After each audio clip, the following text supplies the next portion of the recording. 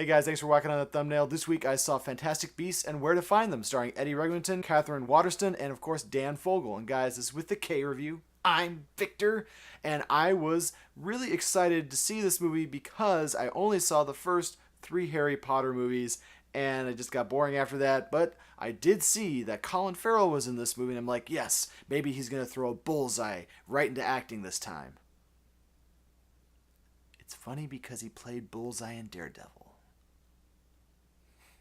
With a K review. It's VIC? No, it's with a K. Oh. So when I started seeing trailers for Fantastic Beasts, I was really excited. This is basically 70 years before anything of Harry Potter happened. And yes, there are a lot of references to Harry Potter. Do I know all the references? No. Do I care about all the references? Slightly. This movie, I just was like, okay, maybe they're going to make it a little darker. Maybe they're going to make it more fun and more geared towards adults, and actually I was kind of surprised. The story is about this guy named Newt who's going around the world trying to find these mythical, magical creatures, studying them and putting them in his suitcase in order for safekeeping. Now, when he comes to New York, he meets this guy named Jacob, and Jacob is really cool. He's kind of like one of those, like, I hate to say it, fat funny guys that he can like play off of, and Eddie Redmayne does a really good job as this character of Newt. Like, he has this sort of like wandering, wonderful quality to him. Like, he just, every time you look at his face, he's like thinking about something, or it just looks like he's having like a pure enjoyment moment.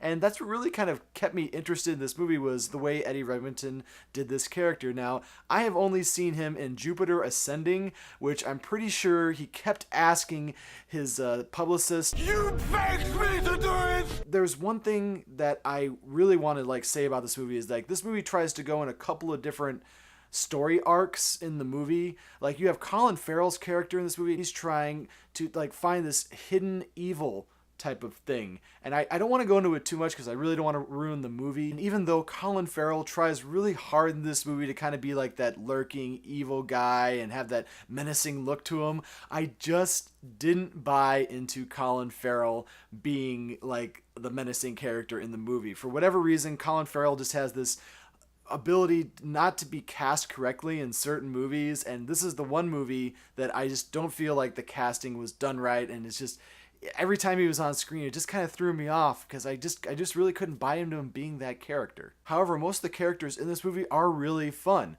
There's one person called Queenie who kind of gets into a little bit of thing with Jacob. She and Jacob really kind of run this whole movie. Like, they are those little pillars in the movie that just kind of make you enjoying what you're watching on screen. But the one thing in this movie that just kind of bothered me in general was I wasn't sure where the story was going in the movie. Were they going to go off to the side with the character Credence, played by Ezra Miller? Were they trying to stop people from figuring out stuff about magic? Or were they trying to collect all the Fantastic Beasts? And those three-pronged, this is a three-pronged attack, by the way. Doing that in a movie, you can do that. You can have multiple different ways in which you go about attacking the plot.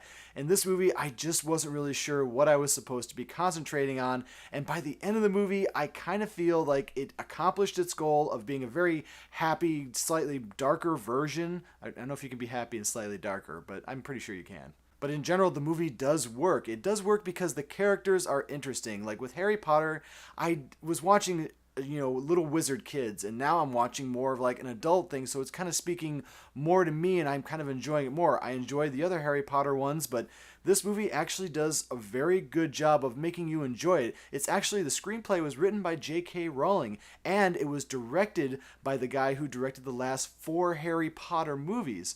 So it does have that great, J.K. Rowling feel to it. It feels like she actually wrote this movie. Like, she enjoyed the dialogue with the characters and everything, and I do think this is something that Harry Potter fans are going to enjoy. There's also 4 more of them slated throughout the next 4 to 5 years, so obviously they're doing something right. So I'm going to give Fantastic Beasts and Where to Find Them a 3.5K, and it's going to be a wizardly 3.5. That was the worst joke I could have ever made with the Wizards. You need to go see this one in theater. See it for any price. When it comes out on the Redbox, make sure to rent it for $1. And when it comes up on streaming, you bippity boppity to the #1 spot.